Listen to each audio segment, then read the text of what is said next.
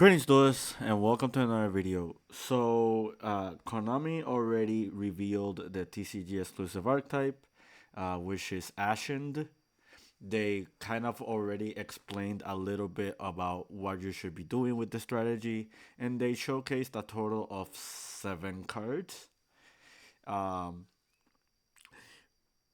Out of the 7 cards that they showcased, they showed 3 main deck monsters, 2 field spells, 1 trap, and 1 monster that ties into the theme, but is not really an Ashen by name. Uh, However, this card is actually very, very interesting. So, if you're watching this video, you probably already know what all these monsters do by now. If not, I'm still going to give a very brief summary. All the Ashen monsters can be special summoned while Obsidian, the Ashen City, is on the field spell zone. It doesn't matter who player controls it as long as it's in the field spell zone. But yeah, as long as this card's in the field spell zone, they can all inherit special summon themselves. It's a non-chainable like summon. It's an inbuilt special summon rather, and they all kind of do very something very interesting. Priestess just adds any Ashen card. The King of the Ashen City can add an Ashen monster, or I mean, can special another Ashen monster from your hand. However, if there's a 2800 or higher attack monster, which we'll get to in a second, you can special summon for your deck.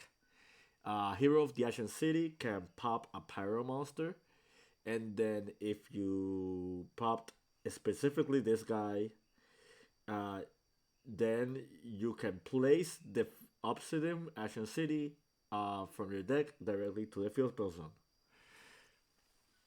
Now let's talk about the outlier here, which is Vados, the Eruption Dragon of Extinction.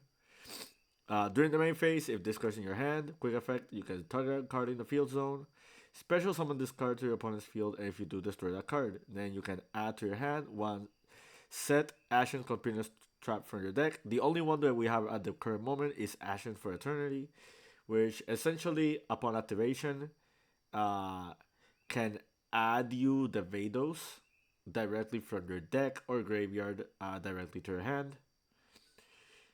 You can target one face of monster your opponent controls that you own, which will come into play when you see this card or with Vados' actual effect. And you just take control of it, and then all monsters your opponent controls loses attack by that monster with this card. Then we have Awakening of Vados, which is pretty much the most important card in the deck. You can place the Ashen City into any field spell zone, and then you can add a level 5 or higher Dark Pyro monster to your hand, which will probably going to be either Ashen City, the King, the Hero, or the Vados itself. For the rest of the turn, after this card resolved, you can special summon from your deck or extra deck except Pyro monsters. Uh, so, the game plan is pretty much just summon Vados, special the King, King specials the Hero, Hero pops the Vados, the Vados, it prompts you to getting the Obsidian. And then if you have an opposing Obsidian already in your graveyard, you can just put it back on the bottom of your deck. You draw 1 card during the end phase. If you're going second, essentially what is going to happen is you have the Hero, the King, access to the Dragon, and the Priestess, and this is exactly 8k damage to your opponent. So pretty much Konami mainly wants you to like end the game using all the Ashen monsters at the same time while wiping your opponent's board with the Vados Dragon. Uh that being said, When I first read this archetype, I was not impressed. I felt this was very, very, very lackluster. And then I started reading comments from like other players. I started seeing like other players' reviews on these cards, and I saw like other YouTubers like bringing up certain things, and I arrived at the conclusion that this archetype is way more interesting than I actually gave it credit for. Vados the Eruption Dragon, uh, by itself is a really, really good monster against a couple of strategies, because this is a quick effect to actually pop a field spell and special summon itself. And there are a lot of field spells in the game that are like part of competitive decks at the moment. Like right now, I'm piloting the Centurion deck. Uh, this field spell does have protection. However, if you're not very careful, if you start this as your opening play, and your opponent has access to Vados, they can just get rid of this card. Runic Fountain is another really good example. If you just summon the wrong runic monster, or you already have your extra deck monster zone already occupied, Vados can just be an interruption for Runic Fountain, and just stop like its drawing effects, for example. Uh, you have Manadium, which is a very heavy field spell deck.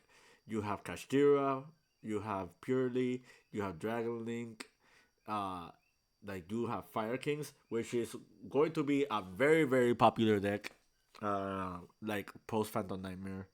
Pretty much like the best deck or strategy. So already, like, the Vados itself has a lot of actual value, like as a side deck card against a lot of strategies. Uh, but let's talk about other implications that you can do with the Ashen theme itself. One of the very obvious ones is Bonfire. You have like the Priestess of the Ashen City, which is a level 4 Pyro monster, meaning that it fulfills the requirements for Bonfire, which gives your deck essentially like 9 starters, that gets you to like the Obsidian play, uh, and maybe get you playing with the like the Vados Dragon. You see that they are all dark attributes, and Jerome McHale already like brought up the implication that allure uh, could be a possibility, in as part of the strategy. But let's go a little bit further than that. Something that I noticed when it comes to all these Ashen cards, outside of just Ashen for Eternity and the end phase effect of Obsidian, there are no real like inherent cards that actually work with the graveyard. That actually is a very big deal, because it means that Dimension Shifter can be part of the strategy. And for those who already know, Dimension Shifter is pretty much like the strongest hand trap in the game. Any deck that can play this card is a deck you should actually be respecting this format. Like take examples, Vanquish Soul, Kashtira, and Floanderies.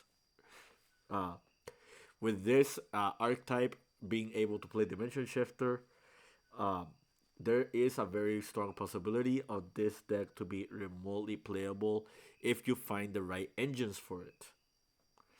And speaking of right engines for it, what engines can we actually incorporate into the strategy that could be valuable with this? I found one or two that are very noticeable. One of them is Super Heavy Samurais. Super Heavy Samurais, like specifically, works well with the Ashen theme, because you have access to the Infernal Flame Banshee. And Infernal Flame Banshee can add any of your Ashen monsters. Not only that, it can also add you Vados, the Eruption Dragon. So that's also really, really strong. Uh, Pairing up the super heavy samurai engine, I want to pair up with one other monster as well, and that is Revolution Synchron. The reason I bring up Revolution Synchron specifically is because if you pair it up with Priestess, you have immediate access into Ancient Fairy Dragon. And this is a really cool combo by itself because you can Priestess, add the Obsidian, uh, do Revolution Dragon, go into Ancient Fairy Dragon, and then Ancient Fairy Dragon to pop the Obsidian. And then if Obsidian is destroyed, it triggers its effect to special summon another Ashened, like the hero or the king. So right off the bat, you already have a play that like goes alongside the theme, like just with this engine. Not only that, this engine also really works together because if you already have one piece of what you need, you can make Gear Gigant X and search for the Revolution Synchron. So right off the bat, you already have one engine that just synergizes super well with the other without like anything that ruins the theme. Take note that the only card that locks you into like anything from the theme is Awakening of Vados, and it's for the rest of the turn, and it's from the main deck and or extra deck, which means special summons from the graveyard can also be a viability. So, Kashtira Farrier can be a natural fit in this deck. Uh, like, it has no conflicts whatsoever. You can even just play the Kashtira theme and pair it up with the Ashen monsters. Like, the Ashen City hero is level 7, so you can make rank 7s in this deck. Uh, Neither Kashtira or heroes like actually really rely on the extra deck that much. So like outside of the power restriction from the Awakening of Vados, you can just go into XYCs with Kashtira and have little to no consequence playing with the Ashen cards.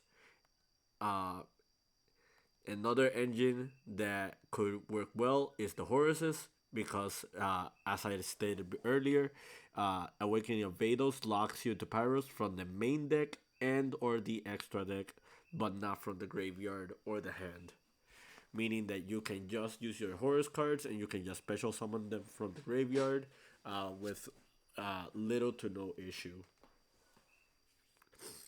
Another really cool thing to note is that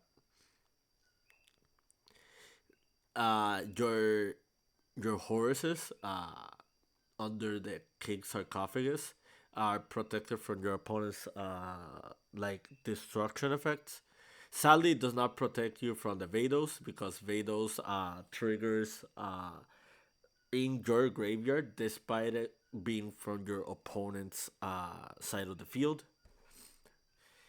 However, I still think the Horus team just pairs really well naturally with these cards because it has almost no conflict and it helps you just win with your board breaking strategy just to outplay your opponent.